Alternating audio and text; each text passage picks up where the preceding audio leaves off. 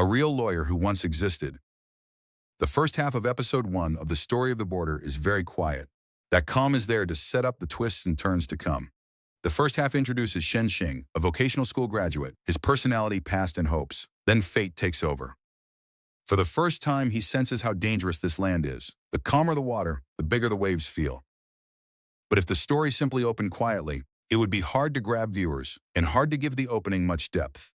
So the editor moves the explosion up front for a hot open. The camera shoots low through reeds. Plants frame the blast as symbols of life, but these reeds look withered and sparse.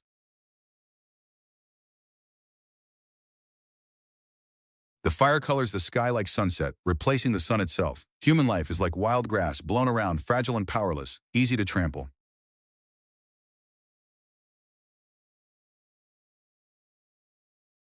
But in Chinese imagery, wild grass also carries the idea that fire cannot destroy it, and spring brings it back. Wild grass symbolizes fierce vitality. Even when it withers, it can be reborn. This shot establishes the theme of the whole series: life is wild grass. How do you survive in a jungle like this? Bury yourself in the dirt forever, or gather strength beneath it, then burst upward when spring comes. Shen Xing chooses the latter.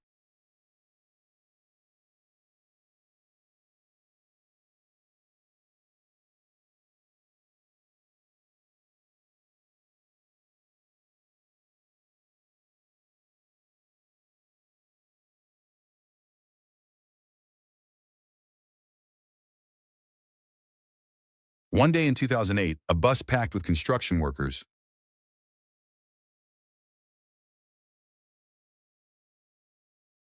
rumbled across the Yunnan border into Moliang State. Unlike the gloomy, silent men around him, a young man fresh out of vocational school, soaked in the tropical sunlight through the window. His eyes were full of hope for the future. He was like a pure, innocent big kid, curious about everything in this strange country. His name was Shen Xing. He lost both parents young. His uncle sent him money from abroad every year so he could finish school.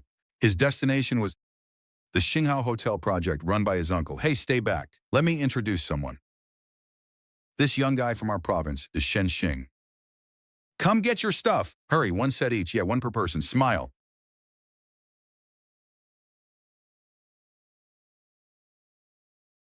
A director friend once told me, color is the key to hidden meaning in film and TV. From the moment the title appears, almost every shot is filled with green. The dense jungle forms an airtight ring around everything. The white bus enters this primitive land like prey. Look at that gate. It resembles a giant mouth, as if it will swallow the bus carrying our hero. In this medium shot, green fills both foreground and background, with the bus in between. Inside, even the seatbacks behind Shen Xing are green. The bus itself is green and white, a white roof with a green body. The roof is white. In the opening shot, the roof is the main subject, surrounded entirely by green. The bus needs a strong contrast with the setting so it stands out and its clean whiteness is emphasized. Against the jungle, the green body and green interior panels are there to reinforce the wildness of this land. The screen is saturated with green because of the local geography. About 70% of Myanmar is covered by tropical forest, making green its dominant color. The green bus and props also serve as a metaphor for a wild land not yet tamed by modern civilization, hinting that Shen Xing is entering a jungle where rules are vague and danger is everywhere. Green means primitive nature and the law of the jungle. Here, rights offer little protection. Everything comes down to strength, money, and power. Almost every industry touches crime or drugs, even construction. Yet Shen Xing smiles in the music show that he feels comfortable here, even excited. To Shen Xing, who came from China, plants symbolize thriving life, but in Sambiampo, they form a sealed-off wall, mysterious and dangerous. Here, green does not symbolize life, but secrecy, danger, and savagery. If Shen Xing cannot quickly see this land for what it truly is, then like the fiery crash in the opening, he could become a blade of grass burned away at any moment. Roadside stalls are piled with mealworms and dried scorpions. At first, an outsider might think they are Chinese herbs, but they are actually popular local snacks. This dish is a little. These quick shots create a bleak feeling, while also telling the audience that even though the world has entered postmodern civilization, The jungle's raw savagery still seeps into every crack of life here. The novel's author describes Jimbiampo, the model for Sambiampo, like this. Beneath its beautiful scenery lies endless evil. Here, you can see drug users lying on the street with needles in their arms, child soldiers carrying homemade guns to market, and naked old prostitutes squatting outside shops. Vendors boil soup with poppy husks and pour it over fish and rice. Even an ordinary little shop might be a smuggling contact point. Everyone in Jimbiampo seems to have a story. If you're unlucky enough to be born here, life can be worse than death. Even if you're born into a slightly better family, you'll likely become a monk as a child. You won't starve, but you cannot eat after noon. If your stomach is weak, that ascetic rule can be hard to endure. Or if you're lucky, you might study or work at a school, opened by a charity like Justin's. With worse luck, your family sends you to work in a restaurant. Or like Wang Quan, you learn Chinese early, work as a border guide, or enter a Chinese-owned factory. Maybe you drive a taxi and look for fares. Or like Guo Limin, you spend years working in a casino. After feeding yourself each month, you can still send money home. But someone like Zigu is too blunt, with no sense of fear, so he easily offends people. He'd never rise to management or make real money, just scrape by. His greatest dream would be marrying a wife who isn't ugly. If you're especially lucky, a shaman may take you in as a child. By your early 20s, you can practice on your own, traveling deep into the mountains to heal people. Shamans hold high status in remote areas. Know a little magic, mix medicine into water, call it holy water, and you're set. According to the author, many shamans are violent and love whipping people. They even say a shaman who has never beaten someone to death lacks conviction. And those are the lucky ways to be born here. If you're unlucky, like Lanbo, you're born to an ordinary poppy-growing family and grow up on thin porridge. Some months you get food only 10 days. As a child, maybe 3 meals. Older, only 2. Or you're sold off as a child soldier, carrying a gun while using drugs. Every day is training or fighting. Or you become a street sex worker with a tiny fixed room serving the poorest customers. But Jimbiampo is deeply hostile to same-sex behavior. That's partly why Guo Limin later becomes barely human, living in the darkest corner like a corpse. But to pass censorship, the TV adaptation changed Shen Xingxing's original story extensively. More explicit material is only hinted at or left off screen. To better show everyone the deeper core of the story, I'll occasionally bring up details from the novel during the analysis, so it's easier to understand the show's world and the real-life inspirations behind its characters. The story is about the choices people make at turning points in fate. As Shenxing's bus reaches Xiaomulong, a light rain begins. The slick mud does nothing to dampen Shen Jiandong's enthusiasm, but the next second, his nephew's innocent fair face appears right in front of him. Shen Jiandong nearly blacks out. He has no idea how to teach a young man raised in peace to survive Sambiampo's jungle rules, if not for pressure from above. Even an experienced man like him would not be rushing to expand the crew. By accident, Shenxing joined the group coming here. Don't worry. I've hired every trade we need. Everyone's here. It wasn't easy. We'll speed things up. I got every license I needed. I can drive anything, even an excavator.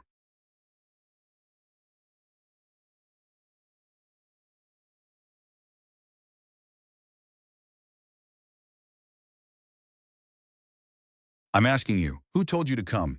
我过2年都22了，我得找个班上。我不是跟你说了吗？ You should work toward college. I'm just not cut out for school. Paying for me to study is a waste. Working abroad is still better. Before talking to Shenxing, Shen Zhang had been busy on the phone. His emphasis on the construction difficulty and his hesitation foreshadow the coming payroll crisis. A stack of certificates proves Shenxing is smart and capable. He was an outstanding vocational school graduate. Shen Jiandong also knows how devoted his nephew is. Maybe those certificates ease some of his worries. In the end, he lets Shenxing stay and handle basic transport work on the site.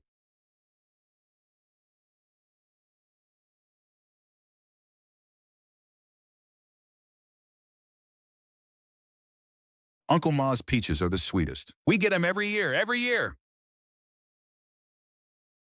别没大没小的了。 Go get a set of daily supplies, then find yourself a bunk. I brought my own. This is what you brought? You have to have some fun every day.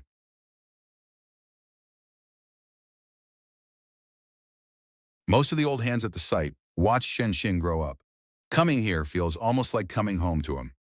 And in the line for supplies, Shenxing is the only one wearing bright colors. Everyone else in the crew wears dull, worn clothes. Only our hero's clothes look especially new, bright, and colorful. Those colors reflect Shenxing's youth, confidence, and even a rebellious streak. He is not bound by convention. He cares more about showing himself than blending into the group. His rebellious side is already visible in the colors he wears. The style and condition of his clothes also match his financial situation. Even in later shots, after Shenxing has spent some time at the site and changed outfits, his clothes still look newer and brighter than everyone else's. Guo Limon nervously queues with a bucket, hoping for a good bunk. Old Ma and the others roughhouse, and the tension among the newcomers eases. But they accidentally bump into Guo Limon and his supplies. It's minor, but look closely. For a second or two, Guo Limon's eyes are full of hatred. One detail here is worth noticing. Shenxing has a handheld game console in his luggage, probably a Sony PSP.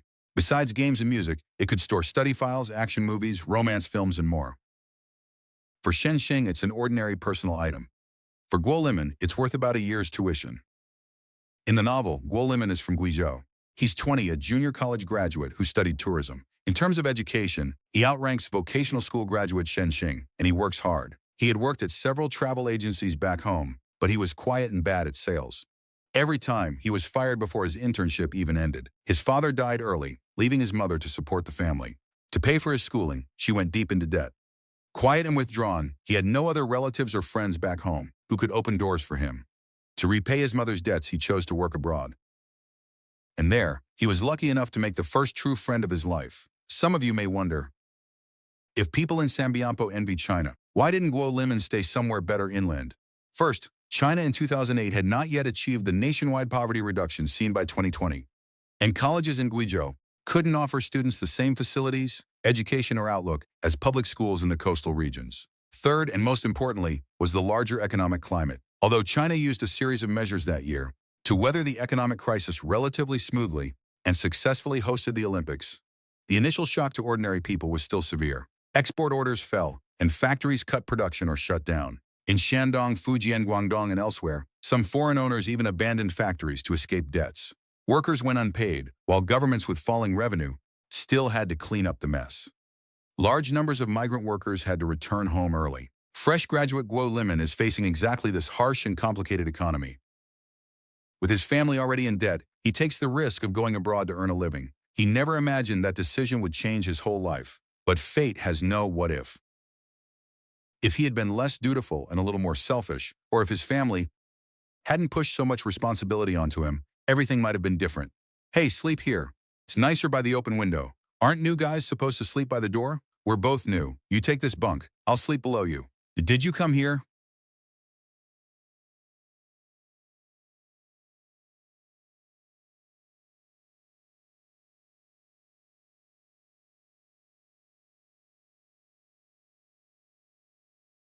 Without knowing anyone from home? I saw the job ad and came. I'm Shenxing. Nice to meet you, Guo Limon.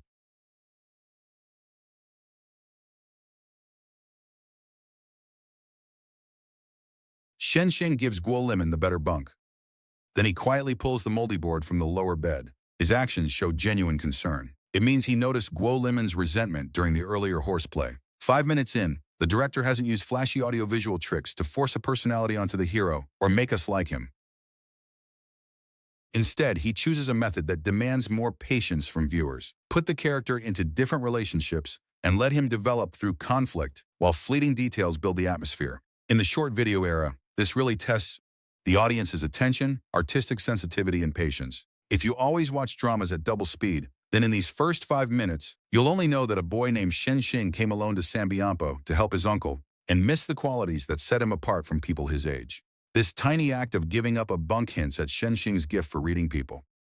This is his first real conversation with Guo Limon, yet he instantly sees that Guo has no one to rely on here. I bet Guo Limon is already sweating, because soon you'll see how terrifying it is to be seen through at a glance in Sambiampo.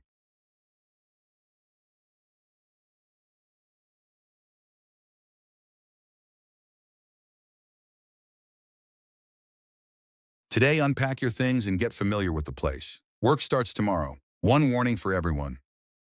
Security here is nothing like back home. No one leaves without site approval. If you go out and something happens, the site is not responsible. Understood? Yes.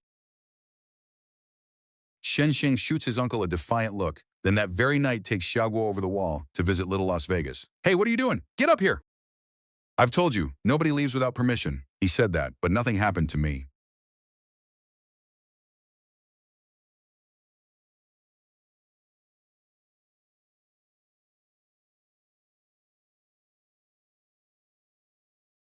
No. Since it's nicknamed Little Las Vegas, there's something we have to mention.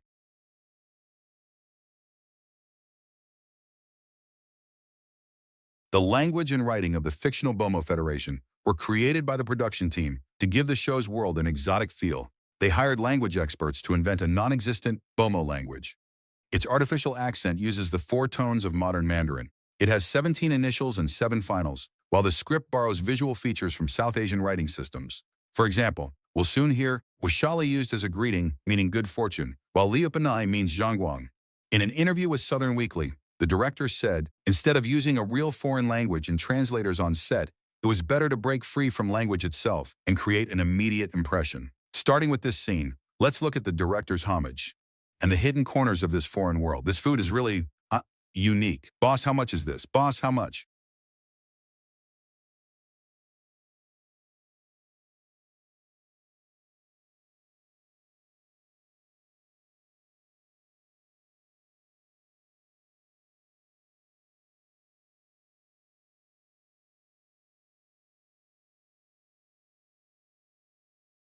Hello.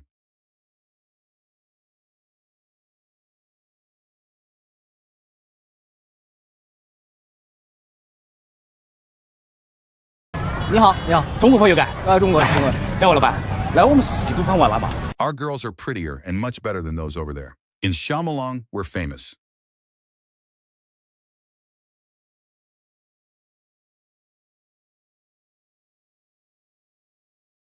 It's brutal, you saw that, right?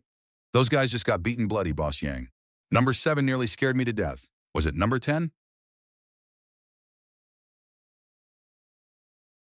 The turbulence, chaos, and lawlessness have spawned many gray market businesses with huge profits. Look at the wild animals flashing past on screen. They're only one branch of Sambiampo's smuggling trade in agricultural goods, commonly called moving upper cargo. The novel's author describes Jimbiampo like this. Long after the rest of the world entered modern civilization, chaos still hangs over everything here, and has created many other gray high-profit industries, such as weapons and mercenaries for ethnic militias and drug traffickers. There are casinos everywhere, human trafficking chains, endless mining, logging, and more. The market in the show may look lively and ordinary, but this human hell of Sambiampo is baring its fangs at Shenxing for the first time. Fresh out of school, he still knows nothing about what this place really is. He thinks that as long as his uncle is here, he can stay a fearless big kid forever. But Guo Limon, who has nowhere to retreat in life, stares at the casino's recruitment notice. Clearly he wants a side job. Yet when the casino tout approaches, he still pulls Shenjing away, unease in his eyes. It's as if gambling terrifies him. So tell me, was Shyamalan fun? Hey, it was okay, you little bastard.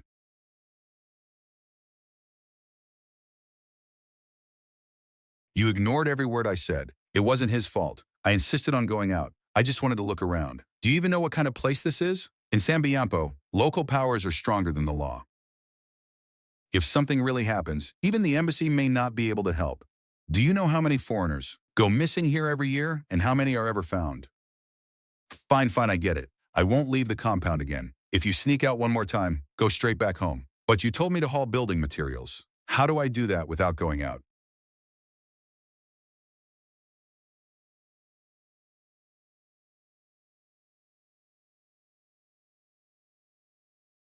To keep Shen Xing from being tricked by locals, Shen Jiandong always has old Ma accompany him on deliveries, especially when delivering to a man named Tipon. But Shen Jing thinks he can handle Tipon himself. And since Uncle Ma is getting older, during a casual chat, Shen Xing tells him that next time he wants to make the run alone. Old Ma has worked construction all his life, but cannot put Sambiampo's complexity into words for Shen Xing. Or maybe he thinks that with Shen Jing's limited life experience, he wouldn't understand even if told. There's a small detail here. Shen Xing is driving on this trip while Old Ma is asleep in the passenger seat, so Shen Jing clearly doesn't need him for directions. That means Shen Xing has made Tipon's route more than once and has already been on the site for a while. So tell me, what have you actually seen of the world? 我上他记一下，您知道吧？ I've been out in the real world. I've seen every kind of trick. Listen, about that, Never say it in front of your uncle. That's the one thing he can't get over. What's there to get over? He didn't force me. I chose it. Your uncle only did it because he cares about you. I care about him too.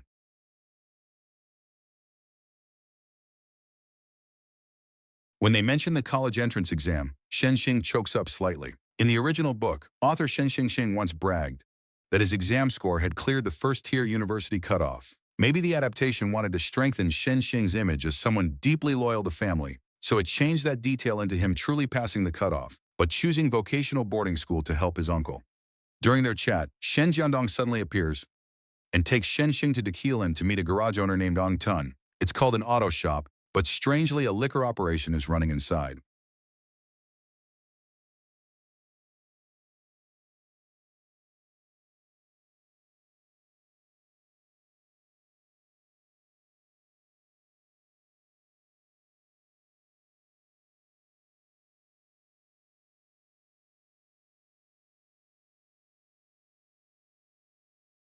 Before they formally meet Ang Tun, this shot already gives us a clue: a red rose-patterned tablecloth, liquor bottles with English lettering, an elegant lamp. The room's decor is completely different from the jungle setting we've seen before. But once the focus shifts, we clearly hear dogs barking and see the forest outside the window.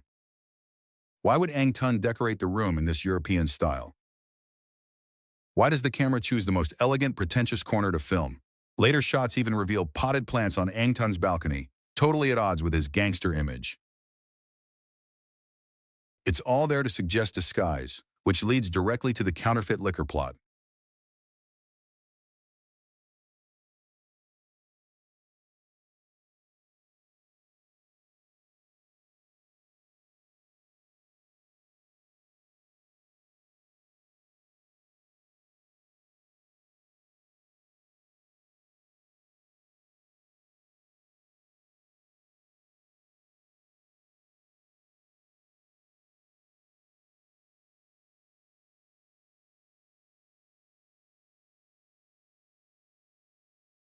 Why aren't you opening the door? Oh, Old Li, not bad. You speak Chinese? Yeah, haha. Shen Jiandong didn't really want to come,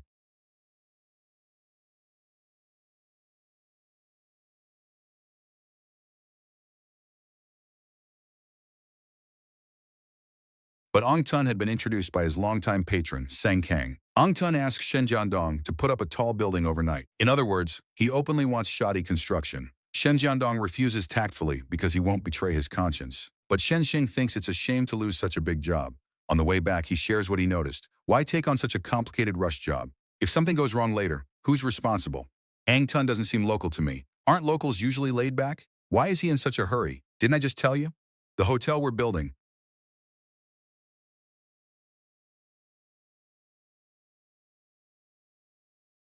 was commissioned through Sang Kang. Most of the jobs I've done out here over the years were introduced by him. I just feel Ang Tun isn't really in charge. He looks like a runner. Why don't we ask Sang Kang who the real boss behind this place is and deal with him directly? Enough. What do you know? This is how people set traps. Then why did you bring me? Who told you to come? I never wanted you here.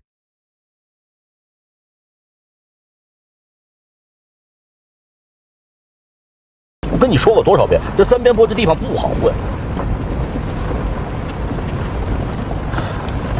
你呀、Stay half a year, maybe a year, then hurry back home. Shen Xing feels hurt. He says nothing and quietly turns to look out the window. He doesn't understand. He gave up a first-tier university path and earned so many certificates, all because he wanted to come help his uncle in Sambiampo. After all that effort, his uncle still wants to send him home. You're staying with the two girls until September, right? Yeah, 2 months. Okay? Want me to buy anything when I go home? Your girl going home? No. We're all just trying to make some money. What about New Year? Where else can I earn?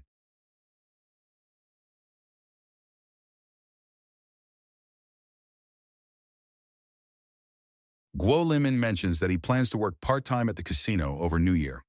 Shen Xing jokes that he's such a money grubber, he never even takes New Year off. Clearly, Guo Limin still hasn't told Shen Xing about his background. Before eating, Guo Limin nervously asks whether the reason work has stopped this week is that the client keeps withholding payment. Sensing trouble, Shen Xing drops his chopsticks and rushes to his uncle's office. From outside the window, he overhears Tippin demanding repayment from his uncle. Tippin sounds anxious, but his words carry a quiet threat.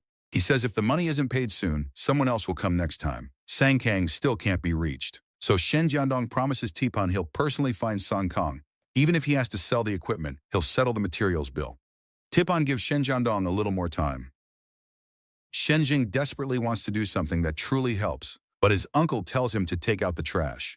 Why won't his uncle recognize his ability? Sensing his friend's frustration, Guo Limon sits with Shen Jing outside the dorm until late at night. When Guo Limon heads back inside early, Shen Xing is left alone for a while.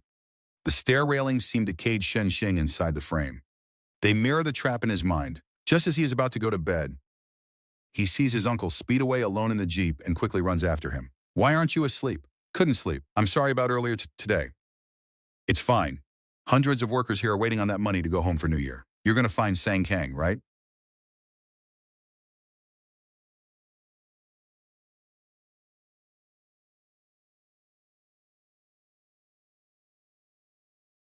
I'll go find him myself. I'll come with you. No, go back. What are you going for? Stay at the site. When you do projects out here,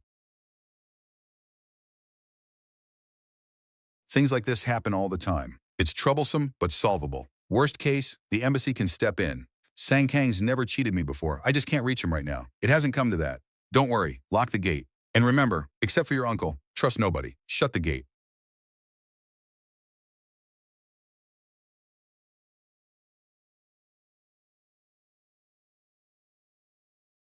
Shen Xing watches his uncle drive into the endless darkness. Only when he grips the keys does he realize his uncle has trusted him all along. The next day, workers discover Shen Jiandong is gone and gather angrily. Chinese dialects from all over erupt at once, and Shen Xing is blocked at the entrance. Only old Ma speaks up for him. The most tense moment, Shen Xing's phone rings. It's me, my uncle's calling. All right. Hey, you should answer it. Why aren't you picking up? What's wrong?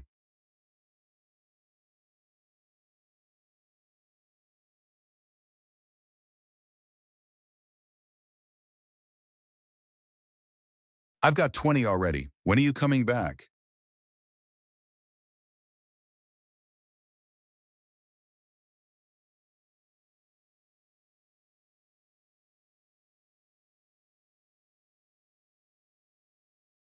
Oh, then what's the soonest you can be back? 什么情况？什么情况？我就说马上就能回来。沈老板，具体是几天呀？说太久，我们那天过不了了。大概多久？ Just a few days. I promise everyone will get paid before going home for New Year. See? All right, let's wait a few days, okay? No need. To let everyone go home for New Year with peace of mind, Shen Xing decides to mortgage the site's old equipment for Cat. He takes the site keys and all the paper certificates, leaving only a black phone behind. Then he goes to Tipan. He tells Tipan that the boss behind Shen Jiandong is Song Kong. If Tipan helps them through this crisis, they can keep doing business together later. These are the invoices for the equipment. And I checked today's resale prices. I've added everything up. In RMB, it's worth 1.2 million. If you lend me the money, I'll give you 300,000 first for the materials bill and take the rest back to pay wages. Thanks. I'm not lending you anything. 你得拿我们的钱还给我们，我可是疯了个。不是一回事儿。I'm asking to borrow the money from you personally. 因为你不还有合伙人呢，我是为了堵你们公司的嘴。I can't personally come up with that much. And if you can't repay me later, I won't sell this equipment for that price. Those market prices may be accurate, kid, but you think this is China? Who here builds a high-rise every day like you people? And how many workers around here even know how to use this machinery? Right, exactly. We never intended to sell it.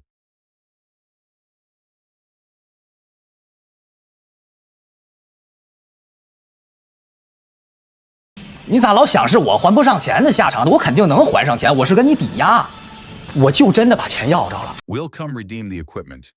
Right now, we're just buying time. New Year is almost here. The guys are all counting on that money to go home. If we don't pay them now, why would they work for us next year? Once the crew falls apart, my uncle and I are finished. Then how can we keep working together and how will you make money? Boss Tipan, we Chinese repay kindness. We'll remember what you've done for us. Tipan pretends to be troubled, then takes Shen Xing to meet brother Bazi.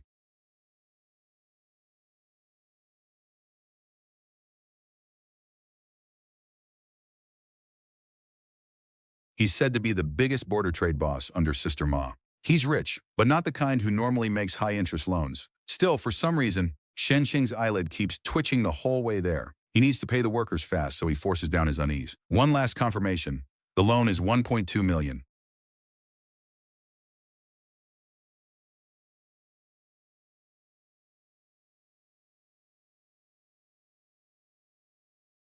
After wages are paid, the construction site is handed over to Brother Bazi. Within 1 month, 1.32 million principal and interest must be repaid. Then all the keys are returned. I'm guaranteeing you for free. Don't you dare screw me over. Shen Xing is touched for a moment, but that feeling doesn't last. Brother Bazi lowers his head toward a pile of pineapples and picks a small one before getting into the truck compartment.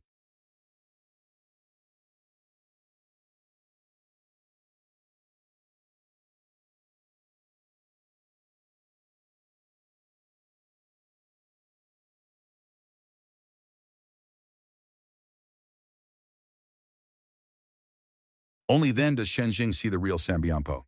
A man covered in blood clutches himself in agony. Brother Bazi leans against the truck holding a blood-soaked pineapple. To make the torture easier, he rolls his pants up to his calves. If you're scared, pause for this useless bit of trivia, then keep being scared. 2 henchmen walk over and take over the rest of the torture for him. Most striking is the warm yellow light behind Brother Bazi, while the world outside the truck is lit in colder tones. Normally, warm lighting is used on positive characters. Warm light makes a person feel friendlier and less distant. But good directors love reversing expectations. We instantly know Brother Bazi is no good. Yet the director gives him flattering light and an everyday pineapple as his weapon. He's even placed above Shen Xing, who looks up at him with hands clasped. It's almost as if he really is a god here to save Shen Xing's life. The lighting, props, and staging all clash with what he is, making Brother Bazi even more chilling. Brother Bazi's shadow looms over Shen Xing. Hello, Brother Bazi. Then Bazi reaches out to shake his hand. A handshake is normally a gesture of friendliness, but Brother Bazi's hand is smeared with blood, so his handshake with Shen Xing feels like bloodshed being passed on. Shen Xing stares at the blood on his hand, trembling slightly in shock. Brother Bazi, meanwhile, bursts into hearty laughter. The next day, everyone gets paid and happily heads home for New Year. Brother Bazi, in a good mood after playing with the excavator all day, gives Shen Xing 1 month. With nowhere else to stay, Shen Xing returns to the site at dusk with Guo Limon. Still worried about his uncle, he rests only 1 night, then heads to Dekia Lane the next day to find Ang Tun, the garage owner his uncle had introduced him to. He happens to catch Ang Tun beating one of his own men. Ang Tun wants to know who ordered him to mark the fake liquor. Unable to endure the torture, the man finally gives a name, Mao Ba.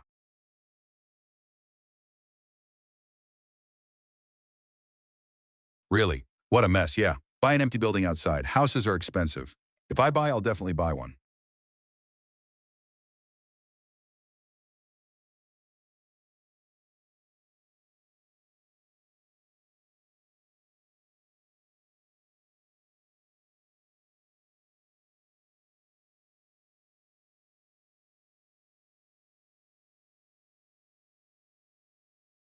Maybe because their earlier deal fell through without bad blood, and future cooperation was still possible. Shen Xing doesn't think he needs to hide anything. To Ang Tun, that makes Shen Xing look no different from a Chinese college tourist. I know you know Sang Kang. Sang Kang owes my uncle money for a project, so my uncle went to collect it. But that area has become a restricted zone. I just wanted to ask if you have Sang Kang's contact information. You've stepped in something dirty. What does that mean? 我的满白。昂头老板，不是您再告诉我咋回事儿？不是这咋回事儿啊？ Sang Kang's people are fighting the southern guerrillas for territory. It's an armed conflict. Anyone who goes in now to collect a debt would be lucky to come out alive. Can you at least tell me where it is? Open the defense map.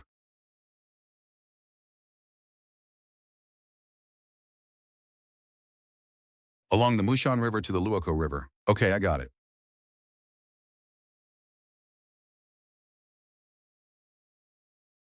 You know enough now. Be careful. Thank you.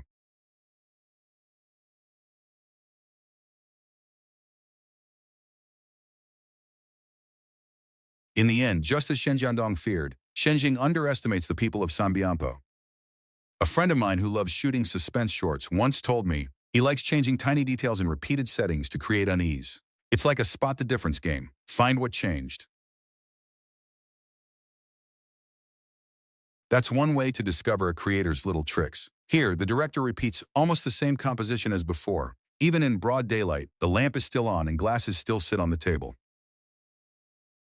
But now there is beer on the table, and the stylish red cloth has been replaced by cheap plastic sheeting to block grease. Most importantly, there are now large, sharp bones left from the food. What this table represents is no longer romantic European elegance, but something far more primitive and brutal. For men who play with human lives, those big bones become a symbol of raw, bloodthirsty savagery. Shen Xing is obsessed with learning where Sang Kang is, forgetting that his uncle and Ang Tun do not share the same solid business interests that his uncle had with Tippin. And after the interrogation, when Shen Xing turns away, Ang Tun watches him for a long time like a hunting dog. He invites Shen Xing upstairs at the garage. Shen Xing doesn't know what to make of it. Sitting across from Ang Tun puts Shen Xing in a blind spot. So he never sees the body of the henchman from earlier openly dumped into a car trunk. Ang Tun takes a pistol and bullets from a drawer, saying he has to make a delivery. He says the route conveniently passes through Sang Kang's restricted area. Shen Xing assumes the gun is just for protection, so he instinctively relaxes. Thank you so much. I don't have money right now, but once I bring my uncle back, we'll repay you properly. Did you bring your passport? Yes, let me see. Why do you need my passport?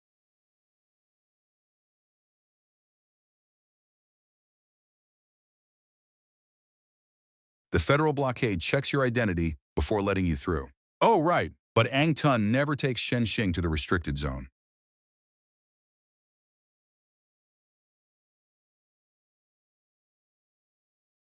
Instead, he drives onto a hidden road deep in the forest. At a fork, Ang Tun makes a call. He's waiting for Mao Ba so he can frame Shen Xing for the fake liquor scheme. The liquor is top-grade contraband, and if the traffickers in the mountains discover the fraud, then unless they have a scapegoat, either Ang Tun or Mao Ba has to die. Shen Xing doesn't know the full scheme, but he begins to suspect something. Using his compass, he confirms Ang Tun is not driving west toward the restricted zone. Ang Tun excuses it by saying, routes change all the time out here. Shen Xing starts to realize Ang Tun is lying to him. But deep in the forest, he has no choice. He can only steel himself and follow Ang Tun south. A quick reminder for friends who watch a lot of films. This sequence deliberately blurs subjective and objective viewpoints. A subjective viewpoint lets the audience enter a character's eyes, or inner world, experiencing the story through that character and emphasizing personal emotion. An objective viewpoint presents the perspective of an observer, calmly recording events as they unfold, without taking on any character's feelings. Once we separate these two perspectives, we can better understand Shen Xing's sense of helplessness. After checking the compass, Shen Xing knows which direction they should be going. He looks at Ang Tun, unable to tell whether this man is good or bad. The shot is framed through the edge of the car window, where the glass reflects both red and green. It makes Ang Tun's true position hard to read. The hidden, unusual angle carries the hero's feelings, so it can be read as Shen Xing's subjective world. But when Shen Xing steps out of the car, the camera still films Ang Tun through that low corner of the window. Logically, the shot shouldn't exist, because Shen Xing is already standing up. He couldn't be looking at Ang Tun from such a low angle, yet the cinematographer holds this angle for quite a long time.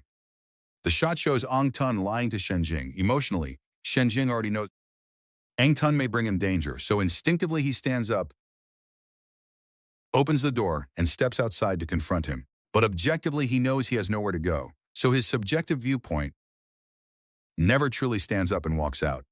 That subjective camera never leaves the car, because in reality, he has no chance to escape. At night, they reach Mapin, and Shen Xing sees another possible opening.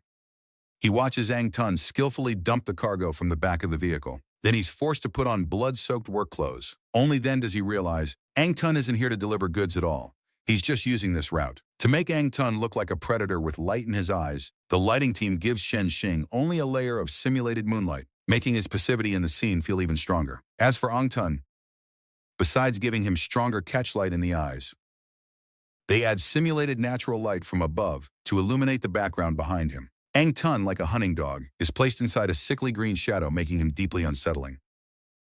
Looking at the pitch-black jungle, Shen Xing realizes he has nowhere to run, so he follows Ang Tun's instructions and pretends to be dead in the driver's seat. Soon a jeep appears around the bend. The man inside is Mao Ba. Never before has Shen Xing felt fate closing in so clearly, but now there is nowhere to run. Hey, Brother Wu.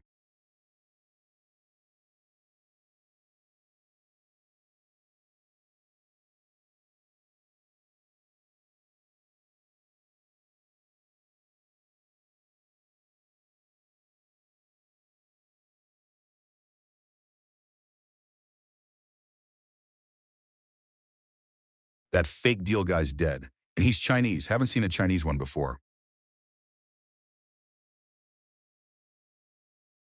Let me see who it is. What's his name? Shen Xing.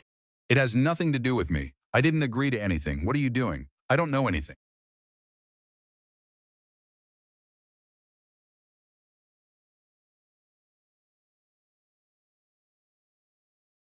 Warm blood sprays across Xing as Ong Tun goes wild. With one shot, he blows apart Maoba's phone mid-call. Xing panics and jumps out of the car. Ong Tun immediately points the gun at him. But Xing's instinct isn't to beg. He actually challenges him. Are you crazy? That's the reaction of someone raised in a society of equality. To Ong Tun, Xing is no different from a lamb waiting to be slaughtered. This isn't your country. So tell me, how do I get out of here?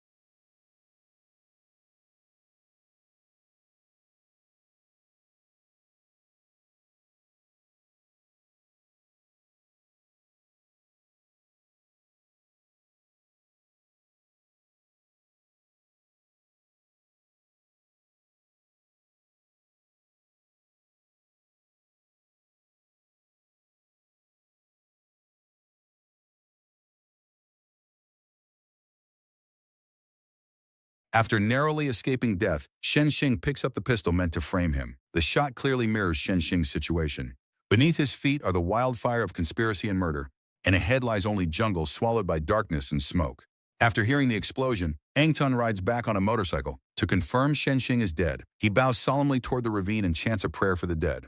In the dark grass nearby, Xing raises the black muzzle toward him, but doesn't pull the trigger. The moment Ong Tun leaves, the police arrive. That suggests the local police are tied to Ong Tun's faction. Otherwise, they couldn't have arrived so quickly. But Xing knows he doesn't have time to despair. He gets up and hides deeper in the grass. A lone creature cries helplessly, hinting at what Xing truly feels inside. In front of the burning wreck, police pick up one of his personal charms. Xing walks for a full day and night before using his compass to reach the dorms. In under 3 days, wanted posters are everywhere, and both cops and criminals are hunting him. Guo Limon, who has been working at the casino for a while, is already losing hope for Xing, because someone even more frightening than both sides combined has also put a bounty on Xing, Uncle Kai. He's an ethnic Chinese power broker who survives between the military, armed groups, foreign gangs, and drug traffickers. But what Xing and Guo Limon don't expect is that Uncle Kai issues the bounty during the day, and that very night, Brother Bazi has Shen Jiandong's construction equipment sold off. Thanks for your hard work.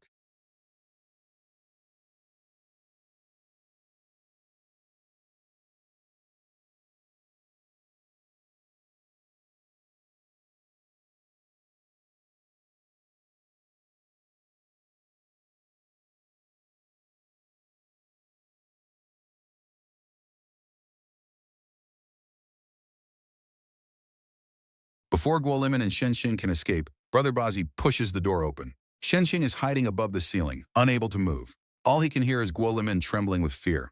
Xing quietly decides that even if Guo gives him away, he will never hold it against him.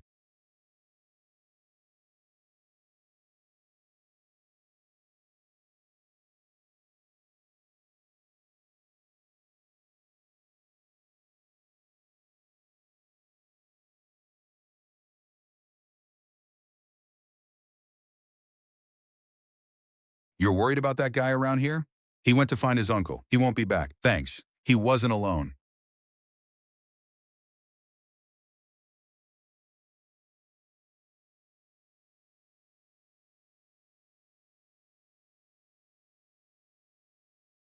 Boja Santian Highway plane ticket.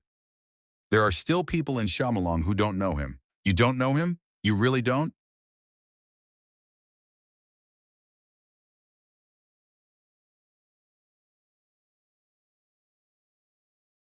These days, the people moving goods aren't just handling small orders. There are big shipments too. I'm about to die here. I can barely stand. I can't even stand. I can't take it. I can't take it. I bought everything I could. Just get my money back.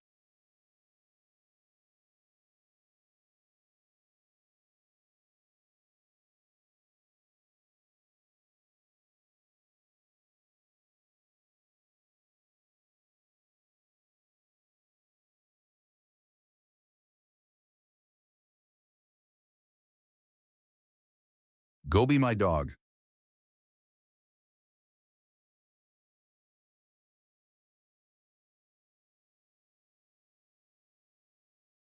After saying something to Brother Bozzy, he waits until Bozzy's men are gone, then slips Guolim a note. He tells him that if Shenxing comes back, call this smuggler and sneak back to China immediately to save his life.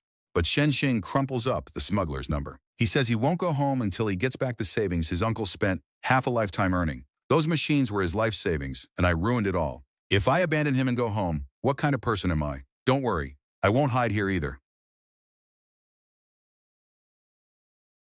I won't drag you down. I'll find somewhere Brother Bozzy can't find me.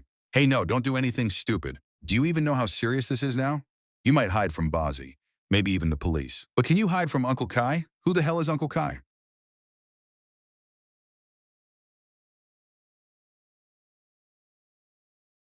Uncle Kai runs the biggest water transport operation in Sambiampo. Those move drugs for traffickers. That's what those drug dealers use. The big boss of the casino where I work is just a small subordinate under Uncle Kai. What does that have to do with me? The man who died was one of Uncle Kai's closest brothers for years. Now word is Uncle Kai has issued a bounty. The people trying to kill you aren't just these few guys. But I didn't kill him. Who's going to believe you? Other than me, who would believe you? Get down first, man. Come down, you really don't want to run.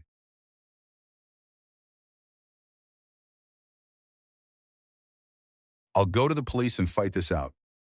I didn't do it. What are you doing? Stop talking. I'll cooperate with their investigation. At least I'm still a Chinese citizen. They'll protect me. Fine, fine. Let's go. I'll go with you. No, no, no. You know what the police here are like. I'm a foreigner. If I die there, nobody cares. And how do we prove Ang Tun set me up? Damn it, Guo. Where did you get this money? It's not mine. Ang Tun stuffed it on me. Ang Tun. Shen Xing suddenly gets an idea.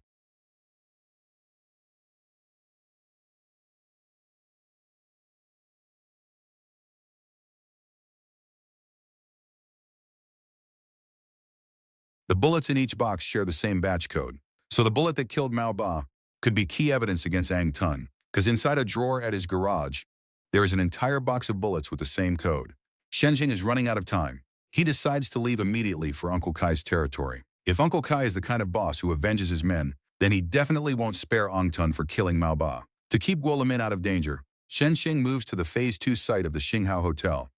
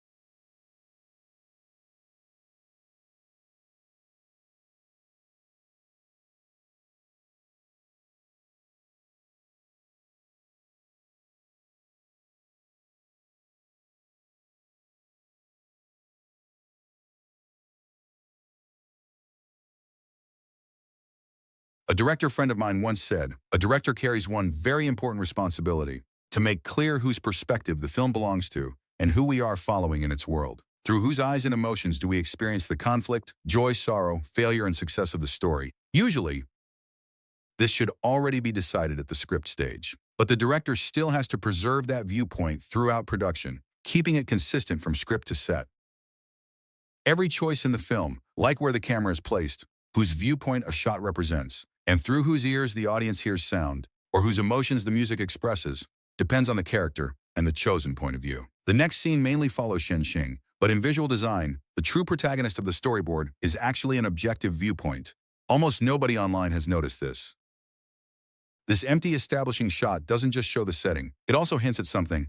The entire Zhuifu River belongs to Uncle Kai, and because his base sits deep inside the tropical jungle, it also hints at Uncle Kai's hidden, unreadable nature. If the crew wanted to make Uncle Kai look imposing, they could easily have made his home look grander, but they don't. Instead, even Shen Xing's arrival and Uncle Kai's first appearance are pulled far back and hidden inside wide shots. Framing and leading lines alone tell us that he is the master of this place. The whole sequence is beautifully storyboarded. It doesn't recycle old tricks or rigidly copy film school formulas. The objective viewpoint works a little like subtle foreshadowing in a novel. Some shots even carry a literary quality rarely seen in today's market. A Buddhist bell rings. A child's crying, a woman's chanting, and solemn gong strikes blend together, creating an atmosphere both tragic and dangerous. It's actually a technique similar to filming a volcano. The camera faces away from everyone inside the morning hall, further telling the audience how frighteningly quiet the surroundings are and how much danger Shen Xing is about to face. The cinematographer uses soft focus to emphasize Ong Tuo and Uncle Kai. Then the edit slowly pushes into Ong Tuo's inner world. A mother burying her son, a nervous sister-in-law, and dense stitches across the dead man's face. The camera slowly moves closer. Ong Tuo wants revenge for his younger brother. He suppresses his anger, his chest rising and falling slightly. The camera tilts down, and Shen Xing arrives at the edge of the compound. He sees no one patrolling behind the wall, so he lowers his guard. With the woods so dense, he naively thinks he won't be spotted. But in this shot, we can see that Shen Xing is actually very far from the main gate. The shot also gives us a cross-section of Uncle Kai's compound. I've marked Shen Xing's line of sight with a green arrow. This sequence hints that Shen Xing is clever, but still thinks like a sheltered college kid. Because of limited life experience, limited perspective, and where he's standing, Shen Xing fails to notice that the man is holding an assault rifle. And with all those shaved heads, I suspect Shen Xing probably assumes they're monks. He doesn't notice Brother Zhuto quietly exchange a glance with another man. Shen Xing still thinks he's hidden as he runs toward the wall. Shen Xing doesn't understand Sambiampo's local customs. At first, he sees only 3 monk-like men sitting outside the fence. But once he calms down, Shen Xing quickly senses something is wrong. The push-in shot highlights his focus. He sees Maoba's body and a man shown only from behind. He's looking for Uncle Kai and soon realizes who it is. The camera whips around. Sigu walks toward the morning hall at an unhurried pace. The man's eyes carry a threatening edge, and Shen Xing senses something is wrong. Then a bald guard at the gate presses a gun to his head. I checked the weapon online. It appears to be a modified Type 56 assault rifle, a Chinese derivative of the AK-47. It's rugged, reliable, easy to use, accurate, and suited to close-range combat. It also hints at a hidden part of the story. Uncle Kai may already be training men here and building his own armed force. Or many of his men may have military backgrounds. At this moment, many emotions flash through Shen Xing's eyes. He can understand ordinary pistols used for self-defense, but why does a criminal gang have assault rifles meant for an army?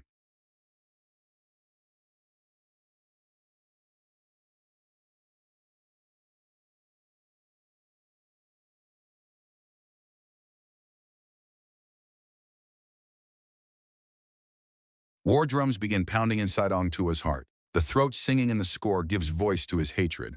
If you watch at normal speed, you can even catch the hatred buried in his eyes and his clenched jaw.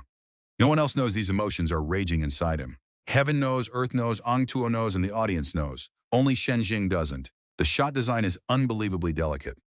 This kind of dramatic tension, built from what different characters know, has been rare in TV dramas for a long time. After checking the phone and the evidence, the bullet becomes important. Zigo holds a black pistol in his hand, comparing it with the bullet removed from Maoba's body. This is a very important hidden plot point. Zigu is written as someone who isn't especially smart, so he probably wouldn't think of this himself. So using the bullet to identify the murder weapon was most likely Uncle Kai's idea.